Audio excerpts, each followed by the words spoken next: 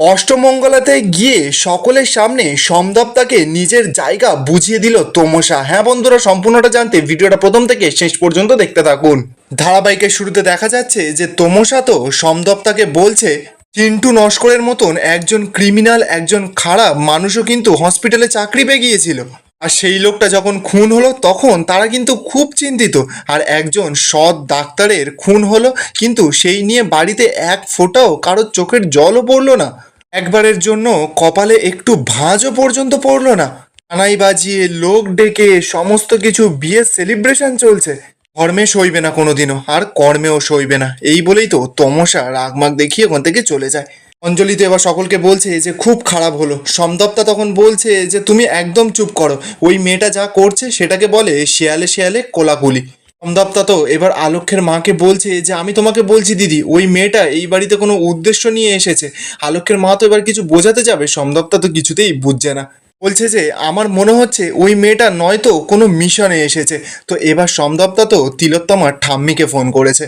সমদত্তা তো এবার ঠাম্মিকে বলছে যে আমি বলছিলাম কি আপনার নাতনি নাচ করতে পারেন না বলুন। তো ঠাম্মি তখন বলছে যে না, আমার নাতনি তো নাচ করতে পারে না। সমদত্তা তখন বলছে যে আপনার নাতনি খুব ভালো গান করে তাই তো। ঠাম্মি তখন বলছে যে হ্যাঁ, খুব ভালো গান করে, ওই যে রবি ঠাকুরের গান। সমদত্তা তখন বলছে তা আপনার প্রিয় গান কি কি। ঠাম্মি তখন বলছে তাই তোমার আনন্দ আমার পর, আর তারপর তুমি রবে নীরবে, তারপর ধরো মম চিত্তে নীতি নিত্যে, সব কটা গান কিন্তু আমার নাতনি খুব ভালো গায়। সমদপ্তা তো এবার শুনে বলছে যে ঠিক আছে, তাহলে খুব ভালো হলো। আচ্ছা, তবে আপনি চিন্তা করবেন না, আপনার নাতনিকে নিয়ে আমি যাব দিরাগমনে আপনার নাচ জামাইয়ের সঙ্গে।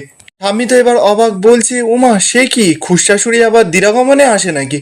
সমদপ্তা তখন বলছে যে না না, আমি পৌঁছে দিয়ে চলে আসব, আর এক কলি গানও শুনে আসবো। এসব বলেই তো সমদপ্তা এবার ফোনটা রেখে দিয়েছে। বাইরে থেকে তো দেখা যাচ্ছে যে কুমাশা সেই কথাগুলো আড়াল থেকে সবটা শুনে নেয়। অপরদিকে দেখা যাচ্ছে যে ডক্টর প্রতাপ তো তিলোত্তমার মা আর বাবাকে হসপিটালের ভেতরে নিয়ে এসেছে। একজন স্টাফকে বলছে যে ওনাদেরকে ছবিগুলো দেখাও। তো এবার ছেলেটা তো সব ছবিগুলো বের করে দেখাচ্ছে। তিলোত্তমার মা বাবা তো এবার ভালো করে ছবিগুলো দেখছে। ডক্টর প্রতাপ তখন ওদেরকে বলছে যে এর ভেতর থেকে আপনার মেয়ের ছবিটা খুঁজে বের করুন। তিলোত্তমার বাবা মা তো এবার সেই তিলোত্তমার ছবিটা খুঁজে বের করেছে। বের করে এবার প্রতাপকে দেখিয়েছে। প্রতাপ তো এবার ছবিটা দেখেই চমকে যায়, বলছে যে এটাই তাহলে তিলোত্তমা। ব্যানার্জি বাড়ির বউটাকে তাহলে একবার দেখতে হয়, আসলটা কে বোঝা যাবে। আর এই চেহারার সঙ্গে যদি ওই চেহারার মিল হয়ে যায় তাহলে সমস্ত সত্যিটা। ঠিক তখনই তিলোত্তমার বাবা বলে ওঠে যে আমার মেয়ে কোথায়, এই বলে তো ডক্টর প্রতাপের কলারটা ধরেছে। ডক্টর প্রতাপকে তো চিৎকার করে বারবার করে জিজ্ঞাসা করছে যে আমার মেয়ে কোথায়।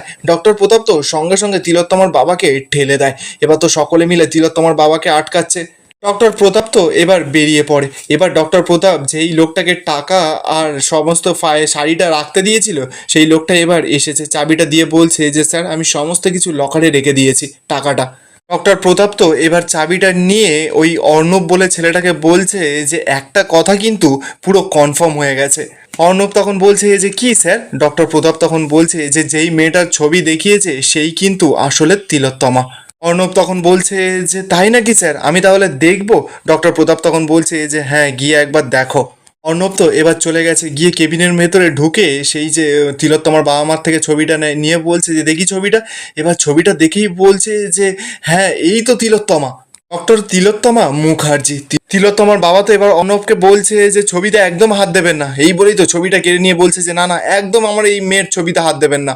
অর্ণব তো এবার মনে মনে বলছে যে ফেঁসেছেন ডক্টর প্রতাপ, আপনি ফেঁসেছেন। অপরদিকে দেখা যাচ্ছে যে সমু তো সমস্ত কিছু লক্ষ্য রেখেছে। সমু একার মতন একা বলছে যে খেলা ঘুরছে, খেলা আমাদের দিকেই ঘুরছে, এবার সমস্ত কিছু সকলে ধরা পড়বে। রক্ত ঝরেছে, ওই ডাক্তার দিদি রক্ত বৃষ্টির জলে ধুয়ে গেছে, আর এই অন্যায়ের বিচার পেতেই হবে। সমু তো এবার একটা প্ল্যান করেছে। সমু গেছে সেই যেখানে শাড়িটা রেখে দিয়ে এসেছে, অর্ণব সেখানে গেছে, মানে তোমাশার শাড়িটা তো রিপোর্টের জন্য পাঠিয়েছিল। সমু তো গিয়ে অন্য শাড়ি ঢুকিয়ে দেয় আর তোমাশার শাড়িটা অদল বদল করে দেয়। শাড়িটা অদল বদল করে দিয়ে সমু তো এবার ওখান থেকে চলে যায়। এবার অর্ণব যে শাড়িটার দায়িত্বে ছিল, মানে শাড়িটা রাখার দায়িত্বে ছিল, সে একটা লোককে নিয়ে ওই ঘরে ঢুকেছে। এবার লোকটাকে সেই শাড়িটা দিয়ে বলছে যে এই শাড়িটাই রিপোর্টের জন্য পাঠাতে হবে। লোকটা তো এবার অর্ণবকে বলছে যে এই শাড়িটা তো, অর্ণব তখন বলছে যে হ্যাঁ এই শাড়িটাই। লোকটা তো এবার সেই শাড়িটা নিয়ে ওখান থেকে চলে যায়। অন্যদিকে দেখা যাচ্ছে যে সমু তো শাড়িটা পাল্টে এনে তমসাকে ফোন করেছে, তমসাকে ফোন করে বলছে যে শাড়িটা আমি পাল্টে দিয়েছি। তমসা তখন বলছে যে অনেক ধন্যবাদ, আর ধন্যবাদ দিয়ে আপনাকে আর আমি ছোট করব না। তিলোত্তমার ওপর পাশবিক অত্যাচার হয়েছে, আমি জানি না ও এখন বাঁচবে কি না।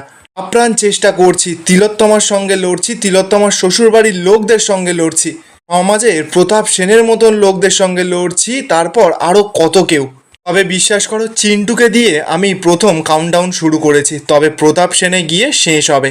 সেদিন রাতে তিলোত্তমার রক্ত ধুয়ে গিয়েছিল, সেটা কোনো দিনও বিফলে যাবে না, বিফলে যাবে না। এই বলেই তো তমাশা ফোনটা কেটে দেয়। অপরদিকে দেখা যাচ্ছে তিলোত্তমা তো বেডে শুয়ে আছে, বেডে শুয়ে শুয়ে ওর সব কিছু মনে পড়ছে। তো তিলোত্তমা তো এবার আস্তে আস্তে করে গোঁ গোঁ করে আওয়াজ করছে। নার্সটা তো এবার সেটা দেখেই ডাক্তারকে ডাকতে ছুটে যায়, বলছে যে স্যার পেশেন্ট রেসপন্স করছে।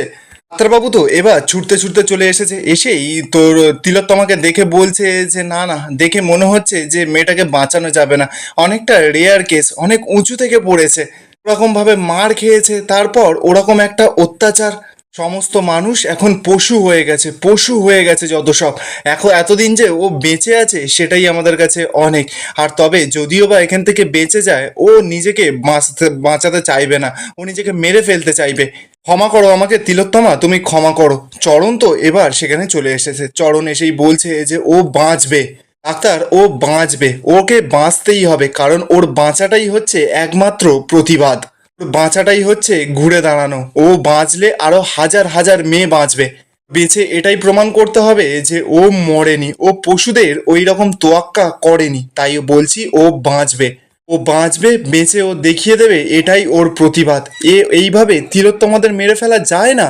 আমার তো ক্ষমা চাওয়া বাকি আছে, এই সমাজে দাঁড়িয়ে আমি প্রথম পুরুষ হতে চাই যে ওর কাছে ক্ষমা চাইবো। এই দায় নিয়ে সবাইকে বাঁচতে হবে।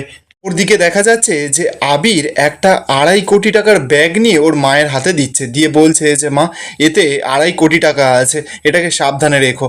আবিরের মা এবার ওই ব্যাগটা নিয়ে তমাশার কাছে দিচ্ছে, বলছে যে এই ব্যাগটা আলেখ্যর আলমারিতে তুলে রাখো, আর আলমারিটা লক করে দিও, কেমন? তমসার তো এবার প্রশ্নটা জাগে, বলছে যে কি আছে এই ব্যাগটার মধ্যে। ঠিক তখনই পৃথা এসে বলছে যে তুমি জেনে কি করবে? আলেখ্যের মা তখন বলছে যে ওকে বলতে কি আছে, ও আলেখ্যের বউ। এবার তো আলেখ্যের মা তমসাকে বলছে যে এতে টাকা আছে, এটা হাসপাতাল থেকে এসেছে। তমসা তো এবার সেটা শুনেই অবাক হয়ে যায়, তিলোত্তমার কথাটা মনে পড়ছে। তমসা তো এবার বলছে যে হসপিটাল থেকে কি এইভাবে টাকা আসে? আলেখ্যের মা তখন বলছে যে হ্যাঁ। তমসা তখন বলছে যে আপনাদের কি ব্যবসার রংটা কালো?